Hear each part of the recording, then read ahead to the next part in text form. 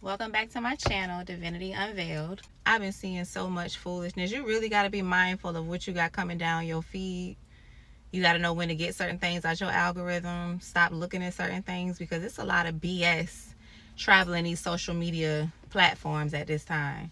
But with all the stuff that's going on and all this division between men and women, baby mama, baby daddy, all that craziness, I wanted to come and drop a little bit of gems when it comes to co-parenting, because I always see men, one of the main things that I see men say about women with children is that they're going to always go back to their baby daddy. That is not true for everybody.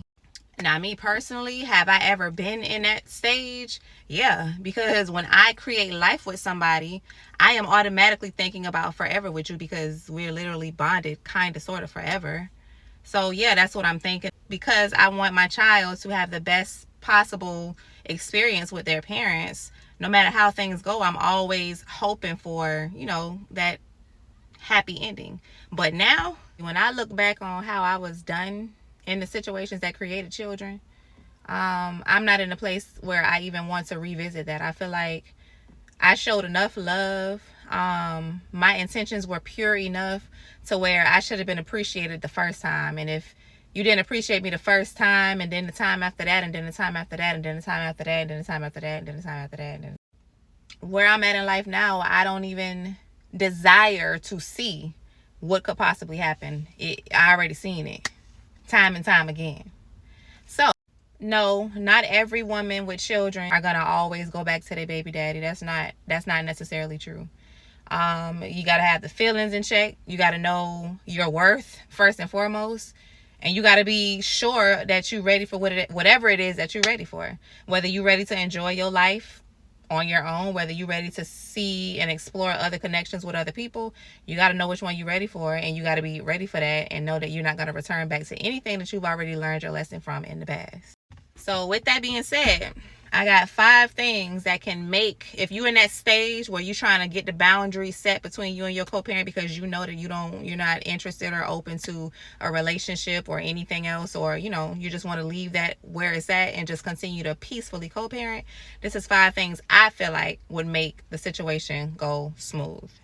Number 1, cut out the flirtatious communication. Just because they done experienced you, you need to let them know that the you that they experienced no longer exists. So you cannot flirt with me like that. We have clear boundaries. We are co-parents. We are business partners. And it's nothing more, nothing less. So no flirting from either end. Don't accept it and don't give it. When those boundaries are crossed, check it. And you should have some type of system for whether when it's checked, when it has to be checked more than a couple of times, communication got to stop. If you care more about your child and you care about seeing your child and maintaining a relationship with your child, respect the boundaries. Otherwise, you're saying that's more important. The flirting and all that is more important than your relationship with your child. Another thing is put a time limit on how late y'all communicate, how early y'all communicate. Don't text me too early. Text me between the hours of this and that.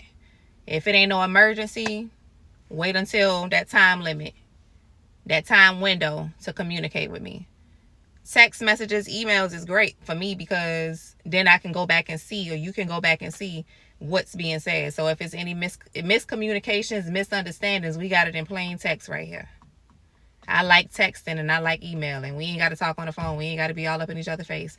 Texting is fine. Unless, it's a lengthy conversation and you just need to be on the phone. Okay, cool. But the boundaries still need to be in place. Then another one. Keep your feelings out of it. Be cordial. Be respectful. It shouldn't be no name calling. It shouldn't be no nasty talking, no attitude. Get it in check. Get it in check for the child's sake. Be cordial and be respectful. But I do understand when in the beginning, when emotions still high, you still mad about what somebody did to you, still feel some type of way. A lot of times these men don't be wanting to let go. They don't want to do nothing right by you, period.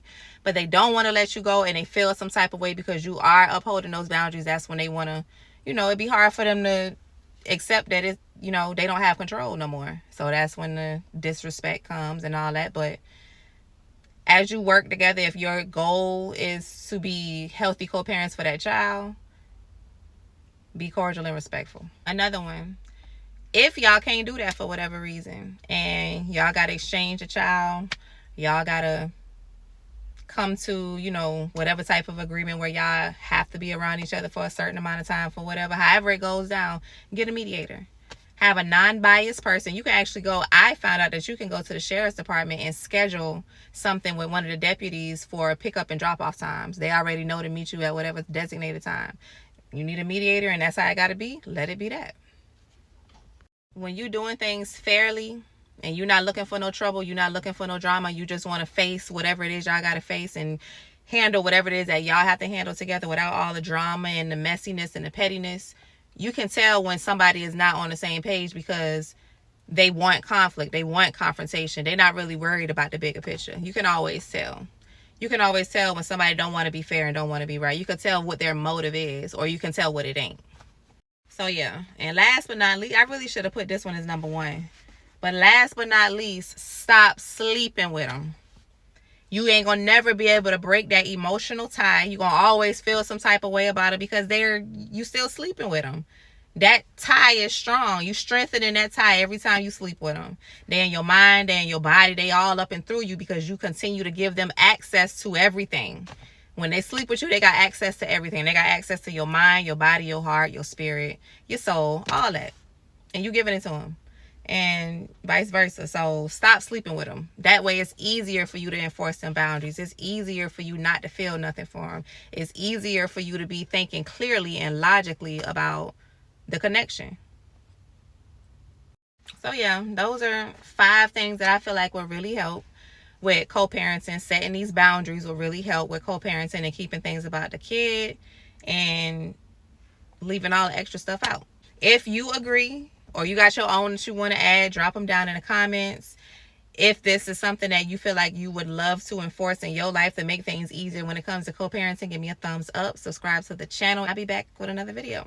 Love y'all. Talk to y'all later. Bye.